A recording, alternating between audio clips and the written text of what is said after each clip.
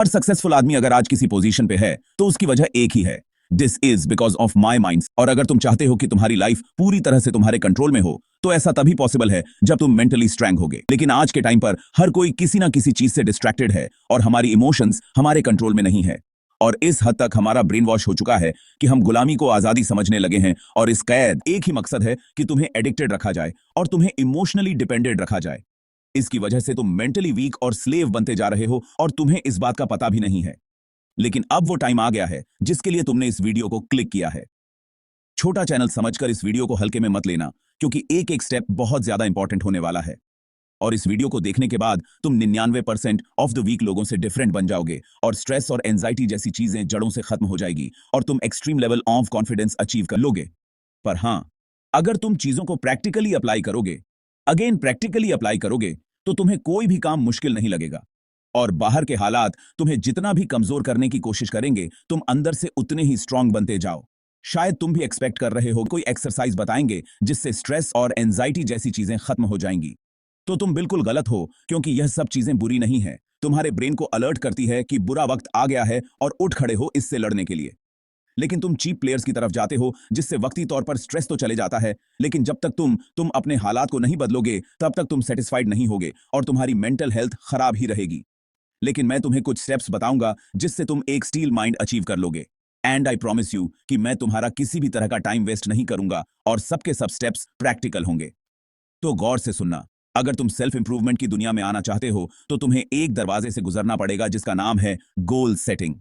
अगर तुमने इस चीज को नहीं किया और सेल्फ इंप्रूवमेंट जर्नी को स्टार्ट कर दिया है तो सक्सेस के चांस तुम्हारे लिए 0 के बराबर है। ये ऐसा ही है जैसे तुम गाड़ी में बैठ तो गए हो पर तुम्हें पता नहीं है कि तुम्हें जाना कहां है। First of all, find your goal और वो 100% तुम्हारे होने चाहिए।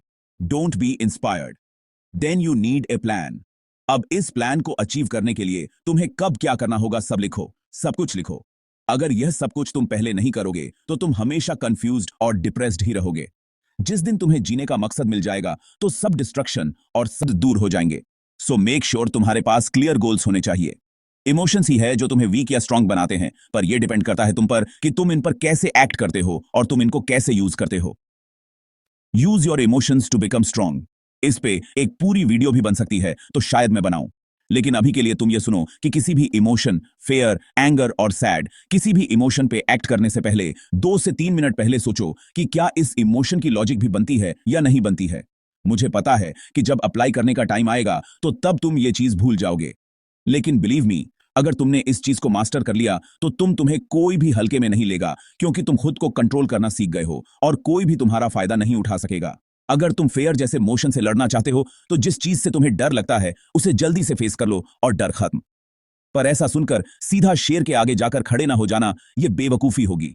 इसी तरह तुम्हें हर इमोशन के बारे में स्टडी करनी पड़ेगी, तो गूगल जरूर पढ़ना। So master your emotions. Endurance is having the ability and stamina to handle difficult things. दूसरे लफ्जों में अगर मैं तुम्हें बताना चाहूं तो तुम्हें अपनी लिमिट्स को एक्सपेंड करना पड़ेगा। तुम्हारी लाइफ में कुछ भी चेंज इसलिए नहीं हो रहा है क्योंकि तुम अपने कंफर्ट जोन को छोड़कर कुछ नया ट्राई नहीं कर रहे, कुछ हार्ड ट्राई करने की कोशिश नहीं कर रहे।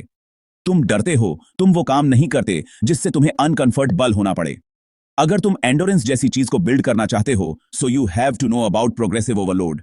हाँ, मुझे पता है इस चीज का पहले भी तुम्हें पता है और मुझे भी पहले से पता था, लेकिन इस चीज की इंपॉर्टेंस मुझे भी अब पता चली है। किसी भी चीज में अगर तुम करना चाहते हो तो 0 से स्टार्ट करो। आज 1, कल 2, फिर 3, इसी तरह 100।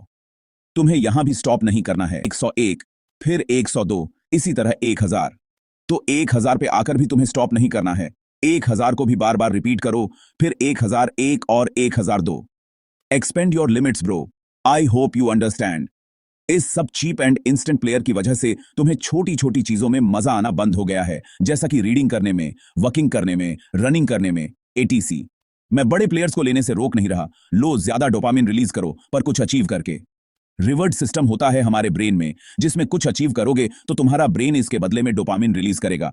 लेकिन मैं रोक रहा हूं उन प्लेयर्स से जो कि तुम्हें बगैर मेहनत किए मिल रहे हैं। याद रखो, इस दुनिया में कोई भी चीज बगैर मेहनत के नहीं मिलती है। अगर कोई चीज मिलती भी है तो वो नुकसानदेह बहुत ज्यादा होती है। चीप प्लेयर तुम्हारी मेंटल हेल्थ को डिस्ट्रॉय कर रहे हैं और इस सब के बाद तुम्हारे ब्रेन में इतनी ताकत नहीं रहती कि तुम कुछ कर सको। इसलिए तुम्हें अपनी लाइफ में एक बार डोपामिन डिटो चैलेंज ट्राई करना चाहिए, जिसमें तुम्हें 7 दिन के लिए no cigarette, alcohol, no masturbation, porn, no social media करेगा।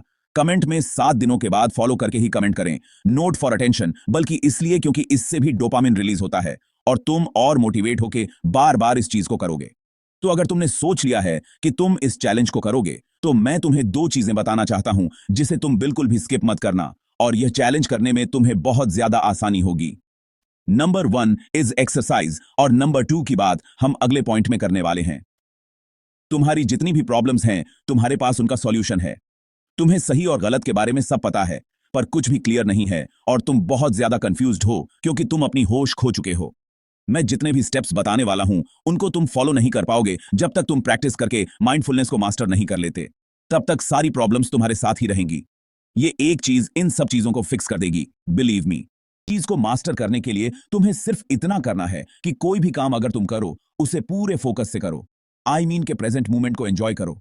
अगर नहा रहे हो तो नहाने पे फोकस करो, अगर खा रहे हो तो खाने पे फोकस करो। फोन को साइड में रख दो। एक टाइम पर एक जगह पर रहना सीखो। इस चीज को प्रैक्टिस करने के लिए अलग होकर अपनी ब्रीथ पे फोकस करो, और अगर कोई थॉट आए तो इरिटेट मत होना, बस इग्नोर करो और ब्रीथ पे दोबारा से फोकस कर लो।